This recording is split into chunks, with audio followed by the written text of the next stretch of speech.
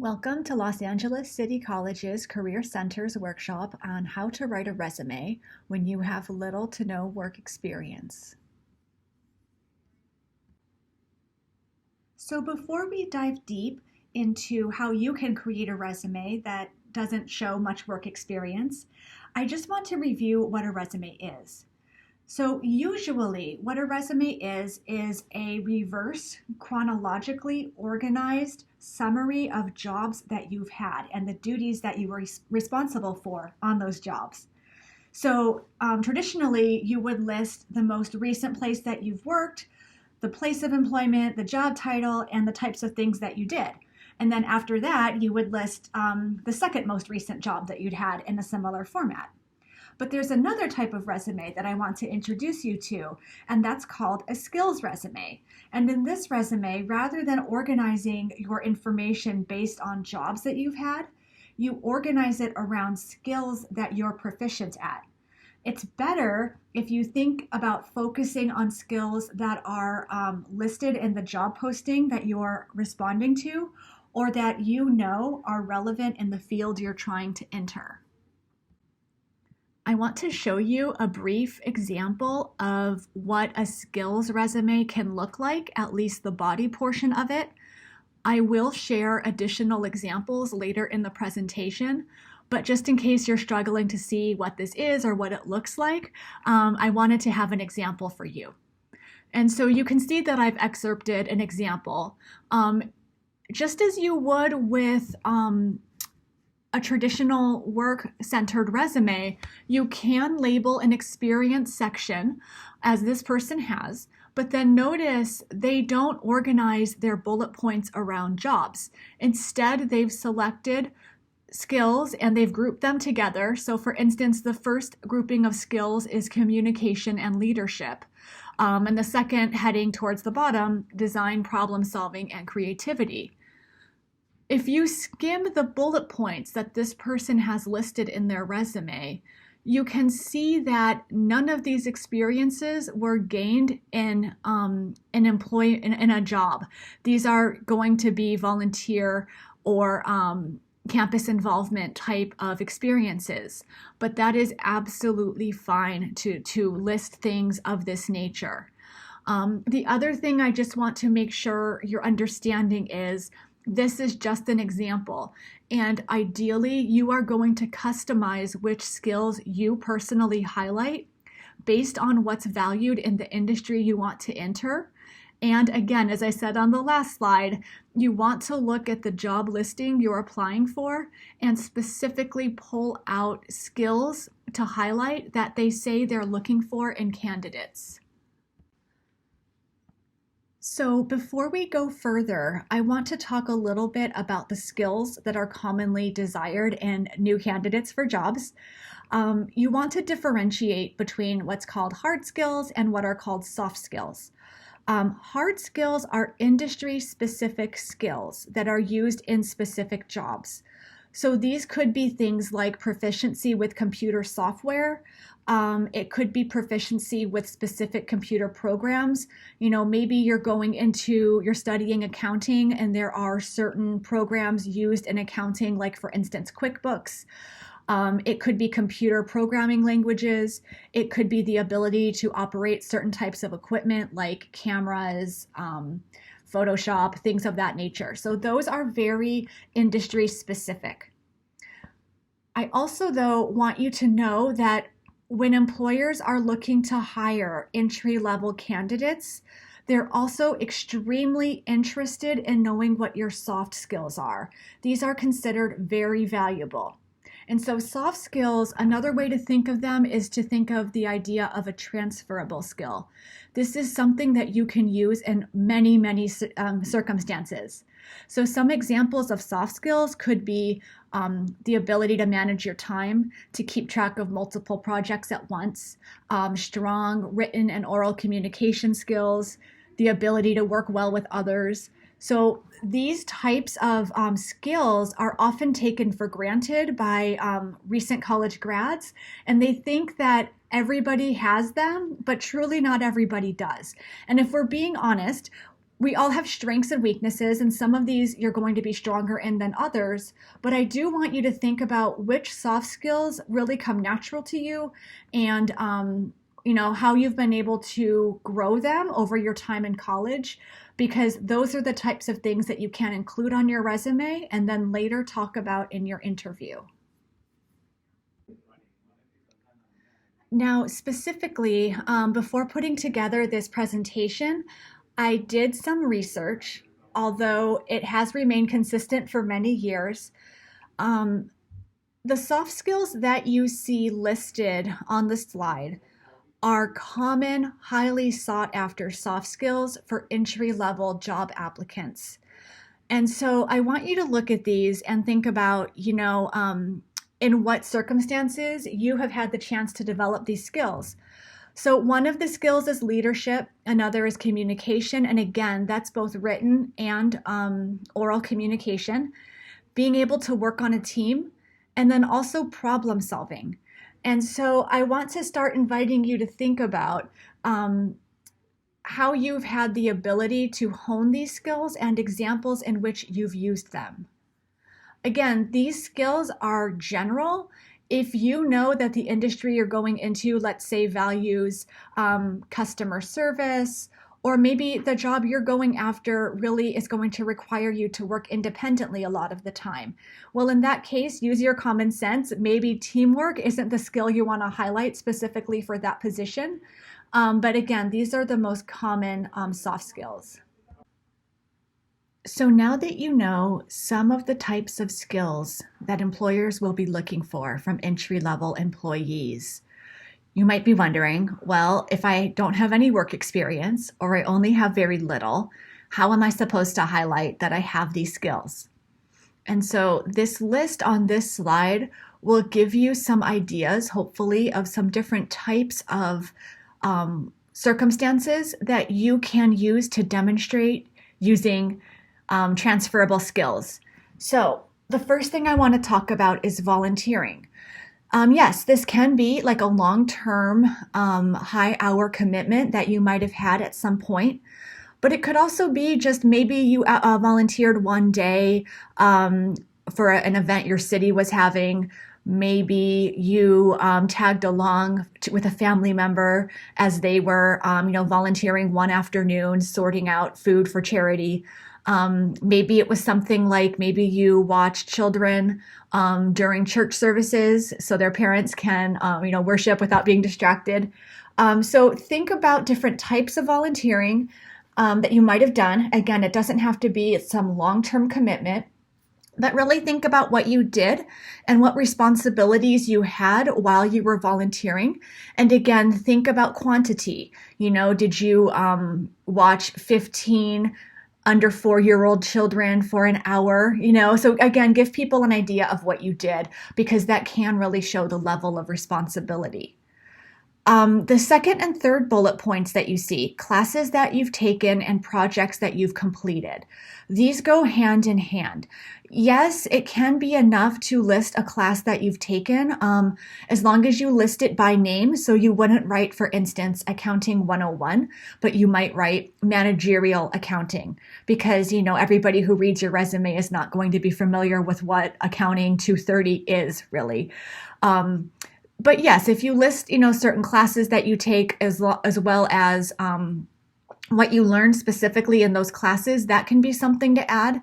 But even better is if you are more specific and describe projects that you've completed in those classes. So the projects completed can demonstrate either soft skills or hard skills. Maybe you're applying for a programming job and you used a certain computer language to build a specific project. That demonstrates a hard skill. Maybe you were the leader of your group and you were responsible for setting up meetings and prompting people to rehearse and gathering everyone's materials. Well, that demonstrates time management and leadership. So your classes, don't think of them as these like faceless entities that go into your degree, and then the degree is the value. Really what matters is what did you learn in those classes, and being able to articulate that both in interviews and on your resume. Something else you want to think about is any gig work you might have had. This could be formal for a company. Maybe you were doing Instacart shopping or Uber Eats delivery. Maybe it was less formal. Maybe you were doing yard work for neighbors, or you were doing babysitting, tutoring, that kind of thing. So again, it doesn't have to be like a regular paid job that you had, but any type of experience like this demonstrates responsibility, and it may also be a way for you to demonstrate your soft skills. And then again, skills I left kind of without a category there, because sometimes people will develop their skills kind of in their own personal extracurricular activities. I worked with a student who wanted to get into programming, but he had not studied computer science. And so he taught himself languages and was building programs around his house. So he had built a program where he was basically watering his plants. It was on like an automated thing where it would sense how much moisture was in the soil. And if it was dry, it would turn on the water. He built this just in his spare time as a way to build his programming skills. So, maybe if you have built a store on something like Etsy, for instance, that might show your organization, it might show creativity, it might show accounting skills. So really think about what you personally do and what type of skills those activities demonstrate. So I realized that we've been talking about the types of experiences you can share on your resume, and we talked about the importance of quantifying that information whenever it's possible, but we've kind of skipped over some resume basics. I'm not going to go into a great amount of depth in this presentation. I just want to make sure that you do know about certain sections on your resume that are very common and very important. We do offer a separate workshop specifically on resume strategy. So I want to encourage you to either watch that video or attend one of the live workshops so you can learn more about how you can format your resume. So this slide shows the most common sections or information that will be on pretty much any resume. So the first thing that you want to make sure you have is easy to find contact information. So that would be your name, an email address that is professional looking, so you don't want to have any nicknames or anything like, I don't know, Dungeons and Dragons Master at Gmail, nothing like that, some variation of your name, and a phone number to contact you at, an objective and a summary statement. I will show you a couple of these in the next slides, but this is a brief attention-getting statement that basically states your top skills and what type of position you're after. Not every resume has this, but it is an option I want you to know about. An education section. You're a college student, so you want to highlight the education that you're receiving. What's standard is to list the name of the college that you're attending, the city and state that college is in, if it's not clear, like if it's New York University, you all know that's in New York, but if it's something like, Rolling Hills College, that could be anywhere. So, put the name of the college, the city and state, and then the name of the degree or certificate program that you're studying. So maybe it's Associate of Science degree in Business Administration. If you've already earned the degree, you would list the month and date that you received it.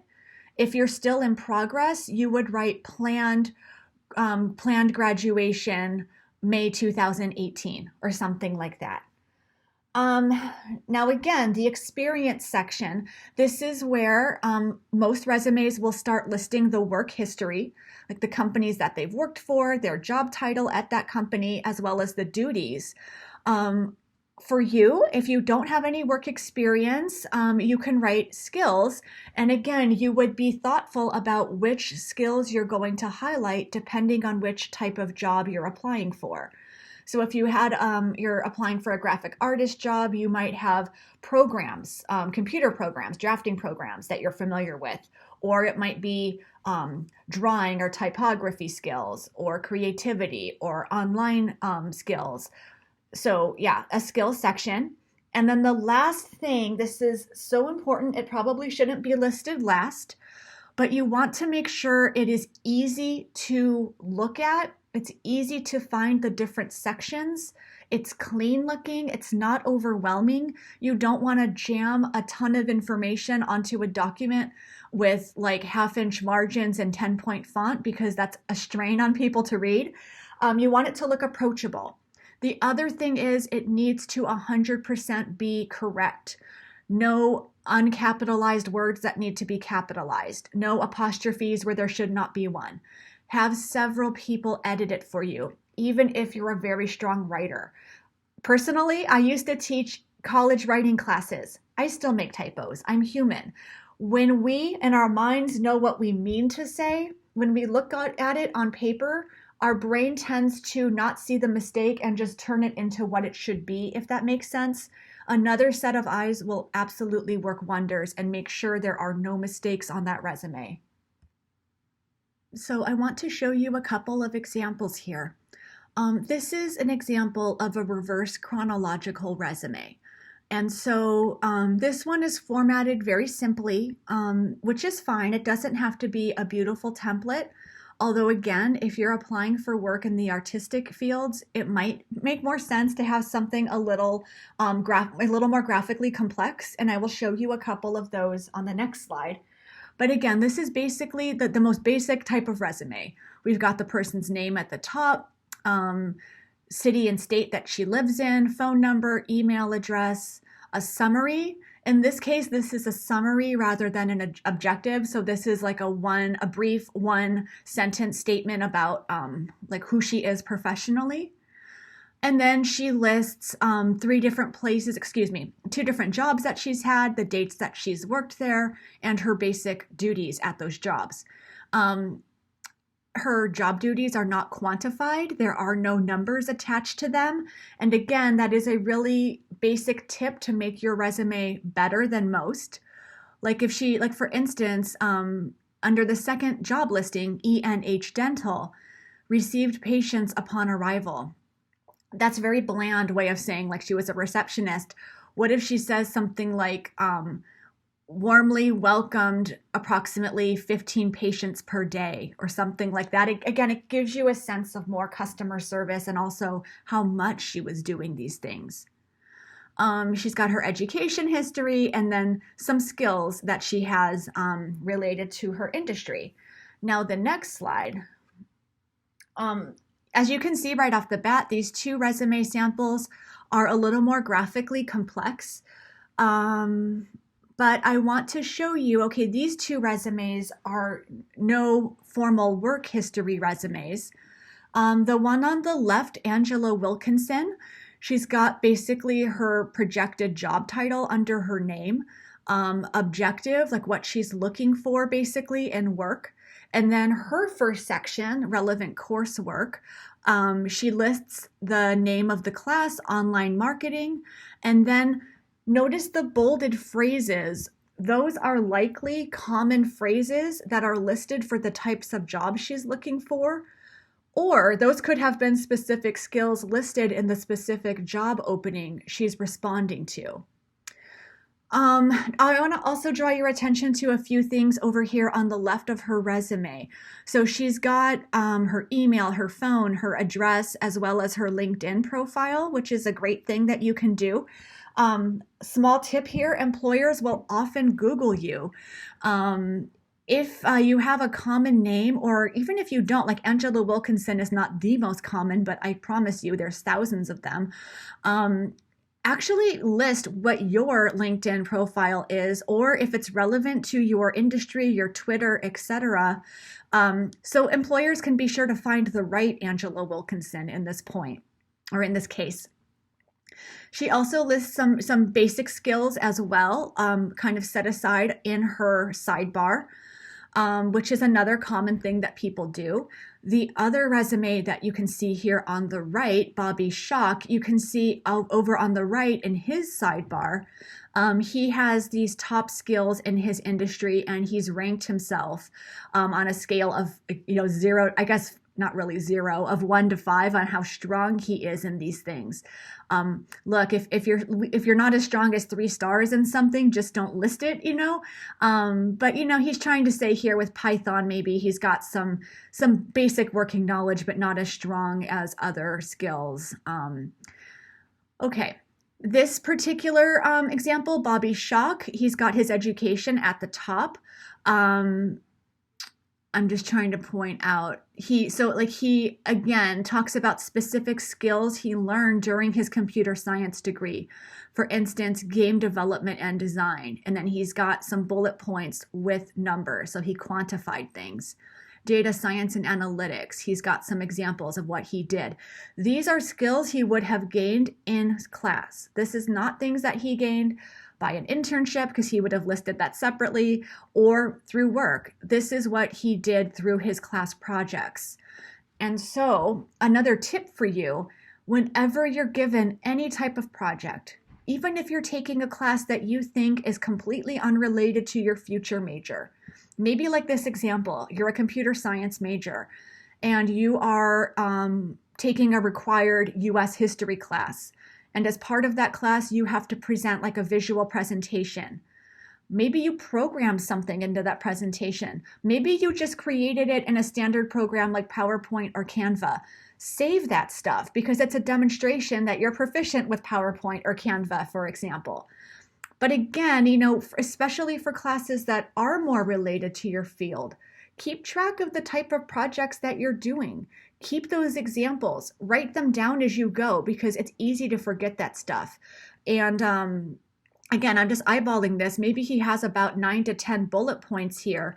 It would probably be hard to go back and recreate that, looking back on hindsight from things that you did 2 years ago. So if you just kind of keep a list running, it makes it easier to create documents like this.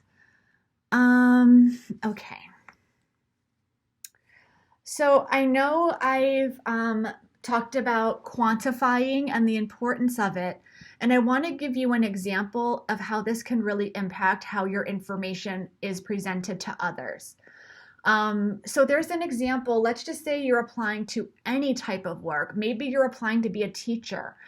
And maybe during your high school years, or maybe during maybe during summers during college, you volunteered at a local animal shelter just because you had spare time and you like animals. And basically what you did there was, maybe you would like take cats out of their cages and just socialize with them a bit, let them climb on you and pet them. You would take dogs for walks or throw a ball around for the dogs. And then you would make sure, like, if the dog knocked over its water, you would like refill the water. So that was basically what you did. Nothing that most people would think you need a college education for, something that, again, most children could probably do, right? You might think that's not relevant to my teaching position. That's not relevant to my, entry-level finance position that I'm applying for. But the fact that you were helping these animals, you did have some responsibility. So the first example, this is how you don't want to present that information. Took dogs on walks, fed dogs and cats. Again, pretty basic, not too impressive. But if you say responsible for food and water of 50 animals per day, socialize 10 to 15 dogs per day, that shows responsibility. Those are pretty impressive numbers. And again, even though this isn't like necessarily mentally challenging work, it does show a level of responsibility. And so again, even though these are not specifically related skills to whatever job you're applying for, it does show responsibility, and that is a transferable skill. Okay, so this is the point at which I promote the other programs our Career Center offers, So you can see there are 2 UR codes on the slide. The one on the right is how you can make an appointment with one of our career counselors here at the Career Center. We can help you individually with your resume. We can help you edit it. We can give you more ideas. We can brainstorm ways for you to quantify information.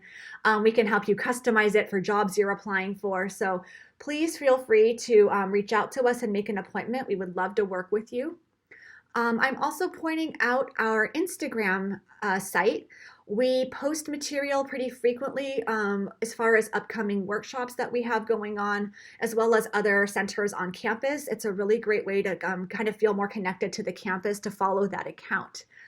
So I want to thank you for attending today's presentation. I hope you gained some ideas of all the valuable experiences that you can present on your resume. And again, please come in and see us, and we'd love to help you personalize yours.